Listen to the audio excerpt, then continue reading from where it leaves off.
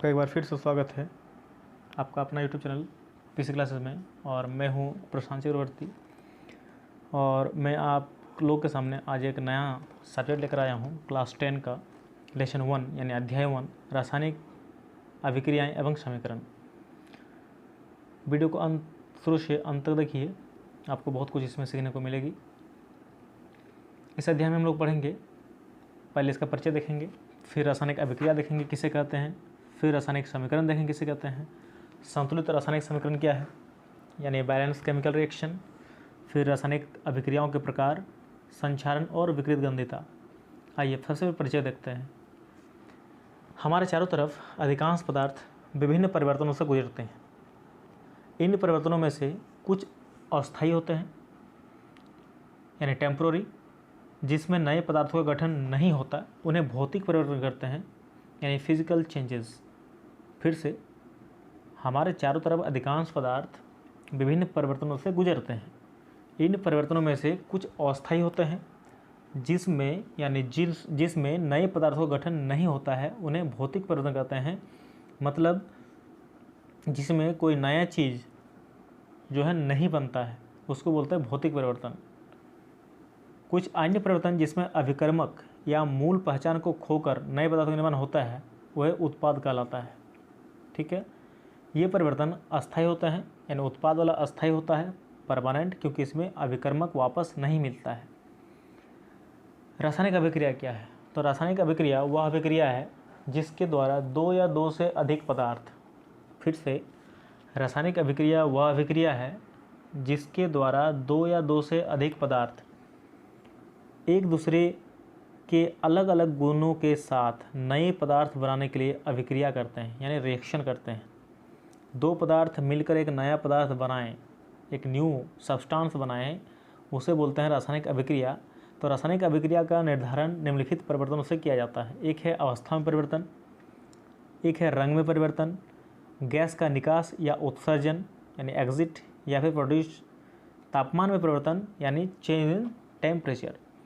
तो अगर रिएक्शन होएगी, इट मीन्स अगर रासायनिक अभिक्रिया होगी जब दो या दो से अधिक पदार्थ आपस में मिलेंगे और रिएक्शन करने के बाद एक नए पदार्थ बनाएंगे, तो ऑब्वियसली अगर उनके अवस्था में परिवर्तन आए, रंग में परिवर्तन आए, गैस का निकास या उत्सर्जन हो या फिर तापमान में परिवर्तन हो, तो हम कह सकते हैं कि उसमें रासायनिक अभिक्रिया हुई है। तो रासायनिक समीकरण क्या है कि एक रासायनिक समीकरण में प्रतीकों और सूत्रों के रूप में, प्रतीक यानी सिंबल, जैसे सोडियम का Na, कॉपर का Cu, कार्बन का C, ऑक्सीजन का O, इस प्रकार प्रतीक उसी को बोलते हैं। और सूत्रों के रूप में यानी फॉर्मूलाज के रूप में रासायनिक अभिक्रिया को प्रतीकात्मक रूप में लिखा जाता है, जिसमें अभिकारकों के बीच योग का चिन्ह लगाकर बाएं और तथा उत्पादों के दाईं ओर लिखा जाता है। जैसे magnesium oxygen, magnesium plus oxygen, magnesium यानी Mg, ऑक्सीजन मतलब O। तो जब इसको आपस में रिएक्शन कराएं तो मैग्नीशियम ऑक्साइड हमें मिला। तो बीच में देखिए एक एरो मार्क है, तो बीच में जो एरो मार्क है, तो एरो मार्क के बाईं ओर यानी मैग्नीशियम ऑक्सीजन, इसको बोलते हैं अभिकारक, और एरो के दाईं ओर उसको बोलते हैं उत्पाद। यानी रिएक्शन से पहले जब दो पदार्थ आपस में मिलते हैं तो उसको बोलते हैं अभिकारक, और जब नया सब्सटेंस बना, नया चीज़ बना, उसको बोलते हैं उत्पाद। और आप जो ये तीर देख रहे हैं, एरो देख रहे हैं, इसको बोलते हैं शब्द समीकरण। याद रखिएगा, एरो के बाईं ओर जितने भी पदार्थ रहें उनको बोलते हैं हम लोग अभिकारक, एरो के दाईं ओर जो नए चीज़ बनते हैं उसको बोलते हैं उत्पाद, और तीर को बोलते हैं शब्द समीकरण। संतुलित रासायनिक समीकरण क्या है? बैलेंस केमिकल रिएक्शन क्या है? तराजू देखे हैं, तराजू में कैसे तोलते हैं हम लोग, बैलेंस बनाते हैं ना, हर एक चीज़ का बैलेंस बनाते हैं। जब तक बैलेंस ना होगी तब तक वो मतलब सही नहीं होगा। तो इसी तरह इसमें भी क्या होता है कि इसको बैलेंस करना पड़ता है, मतलब इसमें परमाणु संख्याओं को बराबर करना पड़ता है। इसी को बोलता है रासायनिक, मतलब संतुलित रासायनिक समीकरण। देखिए डेफिनेशन में है कि रासायनिक समीकरण से रासायनिक अभिक्रिया के संतुलित होने का पता चलता है। एक संतुलित रासायनिक समीकरण में किसी भी रासायनिक अभिक्रिया के उत्पाद तत्वों के परमाणु की संख्या अभिकारक तत्वों के परमाणु संख्या के बराबर होते हैं। मतलब एरो के बाईं ओर और एरो के दाईं ओर दोनों आपस में जब बराबर हो जाएंगे तभी वो कहलाएंगे संतुलित रासायनिक समीकरण। ठीक, जैसे देखिए यहाँ पर Zn यानी जिंक प्लस H2SO4 मतलब सल्फ्यूरिक अम्ल यानी एसिड, एरो मार्क दिया है मतलब शब्द समीकरण। जब इन दोनों का रिएक्शन हुआ तो क्या हुआ कि Zn SO4 मतलब जिंक सल्फेट और plus H2 hydrogen gas release हुआ, निकल गया, लिबरेट हुआ। तो एरो के बाईं ओर जिसको अभिकारक बोलते हैं, ये जो है इनको हम क्या बोलेंगे। अब देखिए इस इधर देखिए, इधर Zn1 उधर भी Zn1, H2 यहाँ पर देखिए 2, H2 वहाँ उधर में भी 2, SO4 4, यहाँ भी SO4 4। इट मीन्स ये हो गया बैलेंस। नेक्स्ट उसे तो दिया है Fe फेरस यानी लोहा, H2O मतलब जल के साथ अभिक्रिया किया तो Fe3O4 यानी फेरस ऑक्साइड बनाए और H2 यानी हाइड्रोजन गैस लिबरेट हुआ। तो यहाँ पर देख सकते हैं, यहाँ पर भी देखिए लोहा है 3, इधर भी लोहा है 3, जल के 4 परमाणु हैं, इधर भी जल के कितना हो गया 2 2 यहाँ 4, और हाइड्रोजन का 4 है, 8 है, हाइड्रोजन का 8 हो गया। यहाँ पर देखिए हाइड्रोजन का 8 है, ऑक्सीजन का 4 है, ऑक्सीजन का यहाँ भी 4 है। इट मीन्स ये भी बैलेंस क्या हो गया, ये भी समीकरण मतलब संतुलित हो गया। तो रासायनिक अभिक्रियाओं के प्रकार देखिए, सबसे पहले आता है संयोजन अभिक्रिया। ऐसी अभिक्रिया जिसमें 2 या 2 से अधिक अभिकारक मिलकर एकल उत्पाद का निर्माण करते हैं उसे संयोजन अभिक्रिया कहते हैं। फिर से सुनिए, 2 या 2 से अधिक अभिकारक मिलकर, अभिकारक मतलब बाएं वाला, जब बाएं तरफ 2 या 2 से अधिक उत्पाद मतलब चीज़ रहेंगे तो जब वो दोनों आपस में रिएक्शन करेंगे तो एक सिंगल प्रोडक्ट बनाएंगे, उसी को बोलते हैं संयोजन अभिक्रिया। जैसे देखिए CaO कैल्शियम ऑक्साइड प्लस में H2O मतलब जल, इधर है 2, इधर कितना आ गया देखिए 1, अभिकारक 2 है, उत्पाद 1 है। तो यहाँ पर S4 सॉलिड लिया हुआ है, कैल्शियम ऑक्साइड सॉलिड में है। और इधर देखिए जब इन दोनों का रिएक्शन कराएं हम लोग तो क्या मिला हम लोग को, CaOH यानी कैल्शियम हाइड्रोक्साइड एक्वेटिक है। तो ये देखिए अब आप पता लगाइए कि यह समीकरण संतुलित है या फिर नहीं। ये हो गया हम लोग का किसका, संयोजन अभिक्रिया का एग्जाम्पल। जैसे देखिए यहाँ पे लिखा हुआ सारी चीज़, कैल्शियम ऑक्साइड जल के साथ तीव्रता से अभिक्रिया करके बुझे हुए चूने यानी कैल्शियम हाइड्रोक्साइड को बोलते हैं हम लोग बुझा हुआ चूना का निर्माण करके अधिक मात्रा में ऊष्मा उत्पन्न करता है, हीट प्रोड्यूस करता है। इस अभिक्रिया में निर्मित माने इससे जो बना बुझा हुआ चूना के विलयन का उपयोग दीवारों की सफेदी करने के लिए किया जाता है। कैल्शियम हाइड्रोक्साइड वायु में उपस्थित कार्बन डाइऑक्साइड के साथ धीमी गति से अभिक्रिया करके दीवारों पर कैल्शियम कार्बोनेट की एक पतली परत बना देता है। सफेदी करने के 2-3 दिन बाद कैल्शियम कार्बोनेट यानी CO3 का निर्माण होता है। रोचक बात यह है कि संगमरमर का रासायनिक सूत्र भी CaCO3 ही है। कैल्शियम कार्बोनेट CaCO3 संगमरमर का रासायनिक सूत्र मार्बल का। फिर देखिए यहाँ पर उसी तरह का एक रिएक्शन दिखाया गया है, कैल्शियम हाइड्रोक्साइड को CO2 यानी कार्बन डाइऑक्साइड के साथ में, तो कैल्शियम कार्बोनेट और जल हमें मिल गया। उस पर कोयले का दहन दिखाया गया है। देखिए कोयला का जब जलाया गया तो C कार्बन प्लस O2 जब मिला तो CO2। फिर जल का निर्माण देखिए H2 को अगर O2 के साथ मिला गया तो H2O। प्राकृतिक गैस या नेचुरल गैस का जो दिखाया गया मिथेन CH4 प्लस O2, तो देखिए CO2 प्लस H2 मिलता है। ये देखिए ये सब सारा चीज़ दिया हुआ है, ये एक मतलब अभिकारक की ओर से 2 या 2 से अधिक पदार्थ मिलकर एक सिंगल उत्पाद बनाते हैं। ये हो गया संयोजन अभिक्रिया के एग्जाम्पल। आगे देखिए ऊष्माक्षेपी अभिक्रिया। देखिए एक होता है एक्सोथर्मिक, एक होता है एंडोथर्मिक। ऊष्माक्षेपी क्या है कि जिन अभिक्रियाओं में उत्पाद के निर्माण के साथ साथ ऊष्मा भी उत्पन्न होती है। देखिए ऊष्मा शोषी में ऊष्मा का शोषण होता है, ये क्षेपी मतलब ऊष्मा निकलेगी, है ना, क्षेपी में ऊष्मा निकलेगी, शोषी में शोषण होता है मतलब अंदर रह जाता है। तो ये नाम से ही स्पष्ट है कि जिन अभिक्रियाओं में उत्पाद के निर्माण के साथ साथ मतलब दाईं और अंतिम निर्माण के साथ साथ ऊष्मा भी उत्पन्न होगी उन्हें ऊष्माक्षेपी रासायनिक अभिक्रिया कहते हैं। जैसे चावल, आलू, ब्रेड में कार्बोहाइड्रेट होता है, तो इन कार्बोहाइड्रेट के टूटने से ग्लूकोज प्राप्त होता है और यह ग्लूकोज यानी C6H12O6 ग्लूकोज का फॉर्मूला, यह ग्लूकोज हमारे शरीर की कोशिकाओं में उपस्थित ऑक्सीजन से मिलकर हमें ऊर्जा प्राप्त करता है, यानी ऊर्जा हमें देती हैं तो इस अभिक्रिया का विशेष नाम है श्वसन। इसीलिए बोला जाता है कि श्वसन एक ऊष्माक्षेपी अभिक्रिया है। तो एग्जाम में आए दिन लिखने के लिए आता है कि श्वसन एक ऊष्माक्षेपी अभिक्रिया है, स्पष्ट कारण दीजिए। तो इनको आप लिख डालिएगा, तो ये आपका फुल मार्क मिल जाएगा। ये एग्जाम्पल भी देना बहुत ज़रूरी है।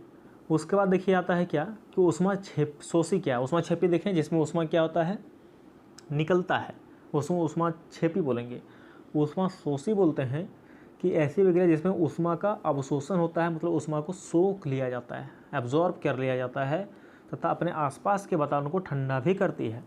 जैसे साग सब्जियाँ का विघटित होकर मैंने कंपोज होकर कंपोस्ट बनना भी ऊष्माक्षेपी अभिक्रिया का ही उदाहरण है। ठीक है, डिकम्पोज हो जाती है और डिकम्पोज होने से क्या होता है, कंपोस्ट बनते हैं, एक खाद की टाइप का बनता है, फर्टिलाइज़र बनता है, और इसी से क्या होता है ऊष्माक्षेपी अभिक्रिया का एग्जाम्पल है। फिर देखिए वियोजन अभिक्रिया, कि जिस अभिक्रिया में एकल अभिकर्मक छोटे छोटे उत्पाद में टूटता है वियोजन अभिक्रिया कहलाता है। संयोजन में क्या दिखाते हैं, बाईं ओर 2, इधर 1, दाईं ओर। इसमें देखिए एक अभिकर्मक रिएक्टेंट्स, एक अभिक्रिया में क्या होता है एकल अभिकर्मक टूट कर, देखिए FeSO4 यानी फेरस सल्फेट, एक ही टूट के देखिए कितना चीज़ बना है। यहाँ देखिए देख पा रहे हैं, Fe2O3 फेरिक ऑक्साइड बना, फिर SO2 बना, फिर SO3 बना। तो एकल अभिकर्मक टूटकर छोटे छोटे उत्पाद में बंटता है, इसको बोलते हैं वियोजन अभिक्रिया। और एक अंतिम आता है, एक इसका भी एग्जांपल वियोजन का यहाँ भी दिखाया गया। देखिए लेड नाइट्रेट का टूटा तो लेड ऑक्साइड, नाइट्रोजन ऑक्साइड और फिर ऑक्सीजन में ये निकला। तो एक ही चीज़ टूटकर जब बहुत सारे चीज़ों में बंट जाता है, मतलब एक अभिकर्मक टूटकर 2 या 2 से अधिक 3, 4 भी उत्पाद देते हैं, तो उसको बोलते हैं हम लोग वियोजन अभिक्रिया। तो सूर्य के प्रकाश में श्वेत रंग का सिल्वर क्लोराइड धूसर रंग का हो जाता है।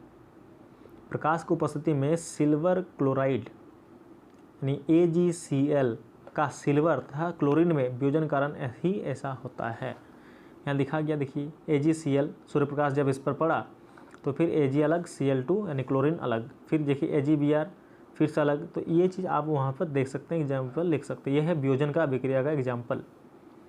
इसका उपयोग जो है देखिए लिखा गया है, इसका जो उपयोग फोटोग्राफी में किया जाता है, सिल्वर ब्रोमाइड और सिल्वर क्लोराइड का। एक आता है विस्थापन अभिक्रिया यानी डिस्प्लेसमेंट रिएक्शन। ऐसी रासायनिक अभिक्रिया जिसमें एक अधिक अभिक्रियाशील तत्व उससे कम अभिक्रियाशील तत्व को उसके यौगिक से विस्थापित कर देते हैं यानी हटा देते हैं, विस्थापन अभिक्रिया कहलाते हैं या फिर कहते हैं। जैसे लोहे की कील का कॉपर सल्फेट के विलयन के साथ अभिक्रिया। देखिए यहाँ दिखाया गया कि लोहा Fe को CuSO4 के साथ रिएक्शन कराया गया, मतलब लोहे को कॉपर सल्फेट के साथ रिएक्शन कराया गया। तो देखिए लोहा पहले अकेले था, जैसे रिएक्शन हुआ तो लोहा देखिए कॉपर को वहाँ से हटाकर खुद SO4 के पास आ गया और कॉपर अलग हो गया। इससे मतलब पता चलता है कि कॉपर से ज़्यादा अभिक्रियाशील तत्व रिएक्टेंट यानी रिएक्टिव जो मेटल है वो है हम लोग का लोहा, इसलिए तो उसको हटा दिया। फिर देखिए इधर में Pb लेड CuCl2, फिर देखिए PbCl2 और Pb अकेले था और कॉपर था तुम्हारा Cl के साथ, आप लोग अब Cl2 के साथ क्लोरीन के साथ। देखिए अब इसमें जब जैसे रिएक्शन होती है तो लेड क्लोरीन के साथ आ जाती है और कॉपर अलग हो जाता है। इससे फिर पता चलता है कि लेड जो है कॉपर से ज़्यादा अभिक्रियाशील तत्व है। तो इस प्रकार इसको बोलते हैं विस्थापन अभिक्रिया। विस्थापन मतलब हटा देना। फिर से देख लीजिए कि ऐसी रासायनिक अभिक्रिया जिसमें एक अधिक अभिक्रियाशील तत्व उससे अपने से कम अभिक्रियाशील तत्व को उसी कंपाउंड से यानी यौगिक से हटा देता है, विस्थापित कर देता है, डिस्प्लेस कर देता है, उसको बोलते हैं विस्थापन अभिक्रिया। एग्जाम्पल जरूरी है, लिख लीजिएगा। एक आता है उपचयन और अपचयन। इस रासायनिक अभिक्रिया में दो तत्वों के बीच इलेक्ट्रॉन का अंतरण होता है। इस अभिक्रिया में एक अणु, परमाणु या आयन के ऑक्सीकरण की संख्या इलेक्ट्रॉन प्राप्त करने या खोने से बदलता है। तो इन अभिक्रिया को उपचयन, अपचयन अथवा रेडॉक्स अभिक्रिया भी बोलते हैं।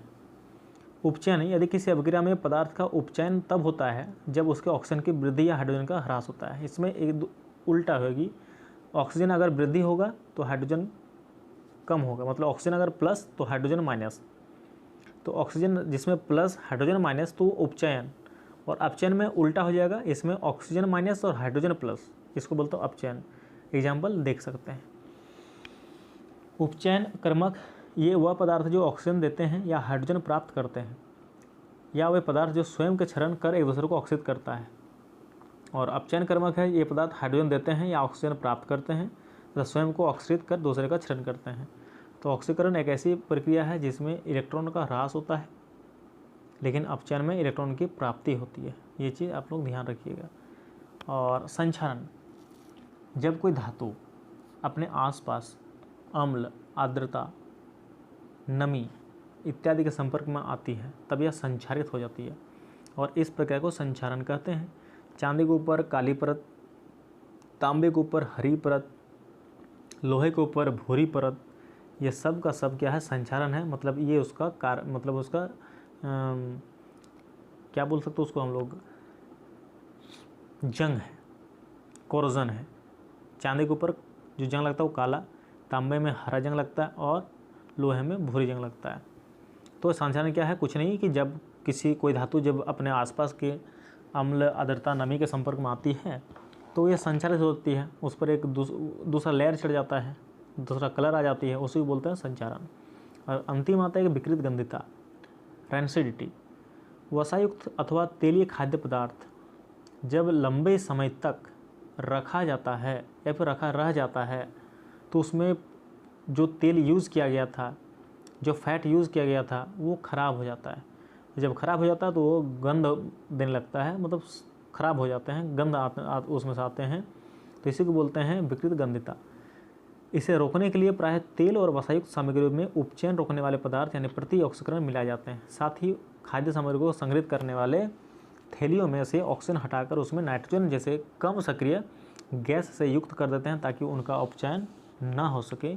इसलिए आप लोग देखते होंगे कि जो भी चिप्स की थैलियाँ रहती हैं उसमें जो है उसको ज़्यादा दिन तक अच्छे बनाए रखने के लिए, क्योंकि चूँकि वो भी तो तेल का ही तला हुआ सामान है। और यहाँ पे बोला कि तेल के सामान को अगर यदि बहुत दिन तो लंबे समय तक रखा जाता है तो ख़राब हो जाता है। तो चूँकि वो भी तेल का बना हुआ था चिप्स पैकेट सब, तो इसीलिए उसमें क्या मिलाया जाता है, उस गैस माना पैकेट पर नाइट्रोजन को मिलाया जाता है ताकि वो लंबे समय तक सही रह सके, अच्छा रह सके। तो ये था हम लोग का वीडियो लेसन 1 का रासायनिक अभिक्रिया एवं समीकरण। आई होप कि आपको अच्छा लगा होगा वीडियो। अगर अच्छा लगे तो लाइक कीजिए और भी वीडियो चाहिए तो कृपया कमेंट करना ना भूलें, क्योंकि कमेंट से ही हमको पता चलता है कि आप लोग का डिमांड है। अपने दोस्तों में शेयर कीजिए जितना हो सके, और अगर आप नए हैं चैनल में तो मेरे चैनल को सब्सक्राइब कीजिए। मेरा एक और चैनल है पीसी क्लासेस 410, उसमें केवल 10 का ही वीडियो, 9 और 10 का वीडियो चलेगा। ये जो वीडियो मतलब चैनल है पीसी क्लासेस, तो इसमें केवल इंटर का चलेगा। अभी तो 10 का बना हुआ है, लेकिन अब से हम सेपरेट कर दिए हैं, वो चैनल में 9-10 का जाएगा, इसमें केवल 11-12 का जाएगा। इसलिए आप अगर ये देख रहे हो तो 9-10 के लिए पीसी क्लासेस 410 को सब्सक्राइब कीजिए, क्योंकि ये वीडियो कल उसी में जाएगा। आई होप कि वीडियो आपको अच्छा लगा होगा। मिलते हैं एक नए वीडियो के साथ नेक्स्ट डे को, तब तक के लिए हैव अ नाइस डे।